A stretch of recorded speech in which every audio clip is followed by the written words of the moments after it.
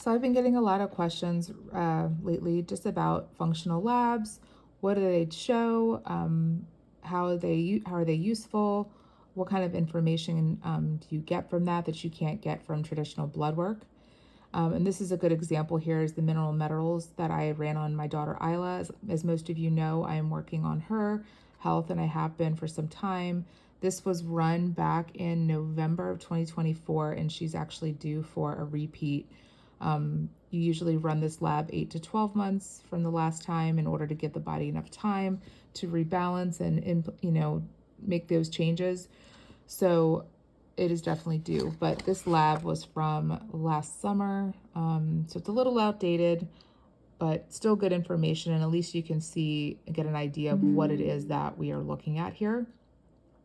So this lab shows electrolytes, minerals, and heavy metals and how they're being excreted into the soft tissues, which in this example would be hair. So when you run this lab, you would take a hair sample. 1.5 inches is about 3 months worth of data. If your hair's shorter than that, 0.5 is the minimal amount. And then there's a little scale that comes with it to make sure you're getting the right amount of volume to get an accurate read.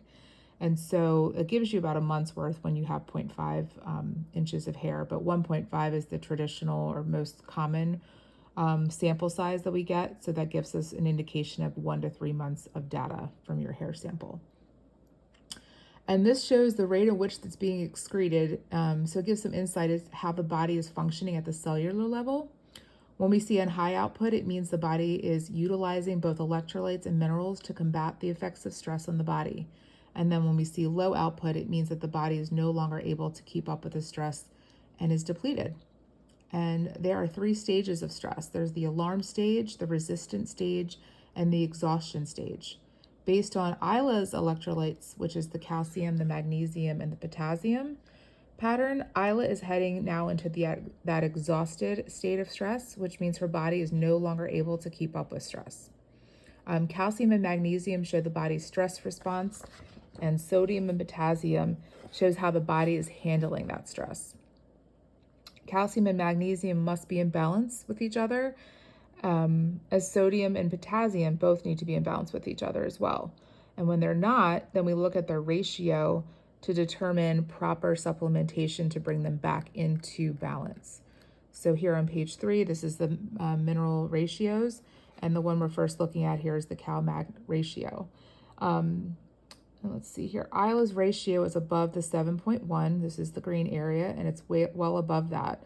So when it's above 7.1, we know that the body needs more magnesium. So we are supplementing magnesium with Isla, and that is going to help drive that down and bring the calcium and magnesium into balance. We want everything to be in this green area here as best as possible. So we have to get those minerals into balance, and that's how we would do it when we see it above a 7.1. And this particular ratio, the calcium-magnesium ratio, is actually known as the stress ratio. So definitely indicates that there's high output of stress going on in Isla's body. She's a happy kid, so I would think of it's more of an internal stressor than it is just life stress, because that can also drive these minerals up and out of whack. And then we look at, let's see, the sodium and the potassium, they indicate how the adrenals are functioning. And we can see here, they're not functioning so good. She's in that exhausted stage, and so she is depleted. It's also known as the fight or flight ratio, which makes sense. When you're in that sympathetic state all the time and never getting into that parasympathetic state, you are burning through your adrenals, and it's going to show in your electrolyte patterns here. Let's see. So because her ratio, let's go look at her ratio. Her ratio here is, let's see, the sodium potassium's right here in the middle. I can't get my mouse on it. It's low. So her sodium potassium is low, and so we know that her adrenals are in overdrive and they're burning out. And so she's got this diminished ability to cope with stress. So we got to work on that. Okay, and now we're going to go back up. Now we're going to move over to her nutrient minerals. Iron, we do look at iron, but on this lab particularly, we don't care about iron. It's not a good indication of your iron levels. We only care about it on this lab if we see that it's elevated. In that case, it would be a possibility of a iron toxicity.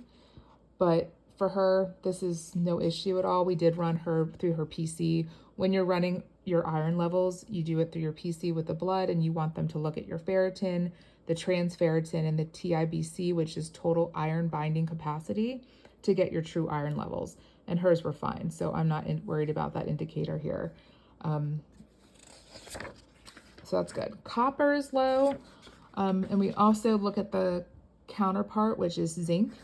Zinc actually is in range, but again, for supplementation purposes, we want to look at the ratio. So let me go back down to that, and we got our zinc and copper ratio here, and it's above the 8.5. So we know that in this instance, when it's high, we're going to need a balanced zinc. We're going to need a balanced zinc because that's going to have a little bit of copper in the right ratio, and it's going to help bring that copper back up into balance. As you can see here, it's low, and we want that in balance there. Let me see, where am I next? Sorry, I'm going through my notes here.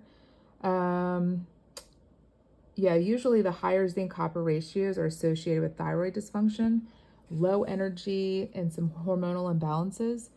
And we see, at least with Isla, she's got that low energy, or she did. It's definitely improved greatly since a lot of the interventions and protocols we've been putting her through. Much better. We're going to go back up now. Okay, we are at the manganese. Manganese is a good one as well. It's a good indicator for energy. It's used for energy to buffer stress, and hers is low, which could indicate that her body is depleted due to high stress output, which kind of makes sense when you see her low 4 pattern here. When these are low, it would make sense that manganese has been utilized to so much so that it's now depleted. And then we've already gone over the zinc, but chromium is low. Low chromium can indicate possible blood sugar imbalances, toxin exposures, which we did find when we ran the environmental toxin labs on her. So that really, to me, then drove home this low number here. Made a lot of sense to me on that. And then also processed food. We are still working. We are a work in progress. Isla's limitations in diet and earlier interventions in her life that we did the best we could and just got her fed with what we could get her to actually eat. And, that's not always the right thing to do, but as a special needs mom, and any mom actually, you just do the best you can with what you have. So I wouldn't be surprised if some of this has to do with processed food, but we have been making strides in that area as well. And hopefully her next lab will show some improvement with that as well. Her selenium is high. It's not alarming to us, but at that time she was on anti-dandruff shampoo, and then that typically does have selenium in it. So I'm hoping this will drive down some when we retest her. So I'm not really concerned about that. And her phosphorus is on the lower end of normal. Phosphorus would indicate that she's getting enough protein, which she is, but I think because I would like to see it more in the middle range, quite honestly. Lower levels can indicate not enough protein or poor absorption, and I know from her organic acids lab that she has some absorption issues. So even though technically it's in the green right here, I would like to see it more in the middle area, or the higher end of green. And I also have another lab that would indicate to me that this is probably trending down. If I don't do interventions with her, I wouldn't be surprised if I ran this again, if it would be in the yellow at some point. So that's something I'm keeping an eye on, but not too concerning based on this lab so far.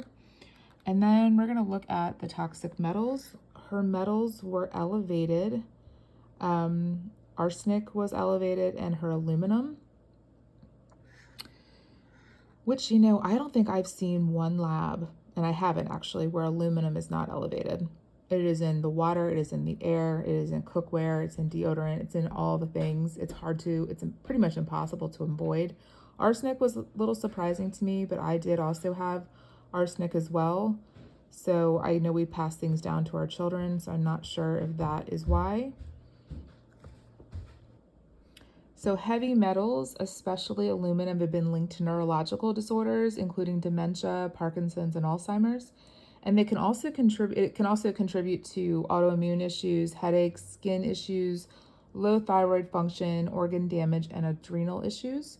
So it's definitely something when you see elevated, you want to take it seriously and work on getting that removed from the body. Arsenic is in a lot of things. It's in the soil. She was supplementing with CBD oil for a long time. So when I saw this was elevated, I decided to stop her on that. That was my goal with the CBD, was to implement that as part of her seizure maintenance, and hoping that I could eventually replace one of her seizure medications with CBD oil. But it's hard to find one that comes from clean soil, and arsenic loves the soil, and it absorbs into everything, even in the best conditions. So I was wondering about that. I know it also can be found in rice, specifically more so brown than white, but she doesn't eat that. So that one was I wasn't really sure about that. So definitely something to keep an eye on, but those were two areas of concern.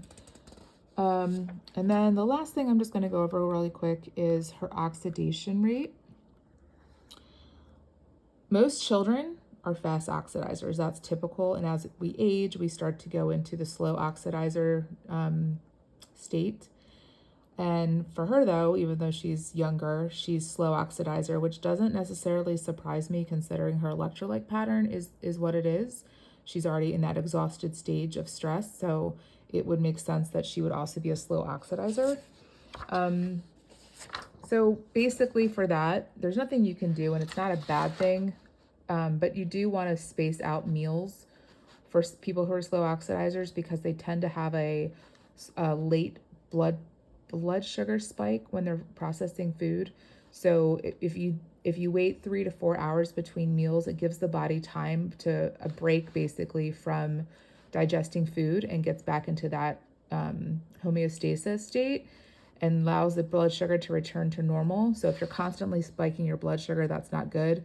So it's just the main takeaway from this would just be to space out your meals to ensure that your body has enough time to properly digest food. And I also know for her, based on the organic acid lab, she has absorption issues, and I don't think she's breaking down and absorbing properly based on the mitochondria dysfunction and some of the other markers from that lab. So that would make sense to me also that she's a slow oxidizer here.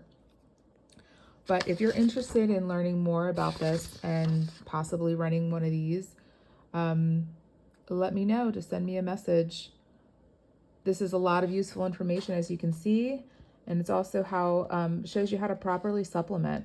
And we can look online and see all these supplements out there that we hear are good for us to take, and they probably are, but to know what you need, your bio individual, based on your own labs and what's going on at your cellular level, is going to help you with so many things, and especially with proper supplementation. Nobody wants to take supplements that they don't need. They want to take what their body needs. So knowing what your body needs and giving it that is going to help tremendously. Having metals in your body, knowing the status of your metals, is another important thing to know, because that could be inhibiting absorption of those vitamins and all the good things you're doing for yourself, and you're not seeing the results. Well, do you know what your metals look like? Metals can get in the way of proper absorption. And so I find so much value in these labs that I just couldn't imagine not running them on myself and my family. And it's a good way just to kind of like get an idea what's going on in your body at the cellular level. So feel free to reach out to me if you have questions. I just wanted to give you an overview and an idea of what you're going to get when you look at one of these labs. It's great information, and it can lead you to doing more digging, and then you know how to properly supplement for yourself.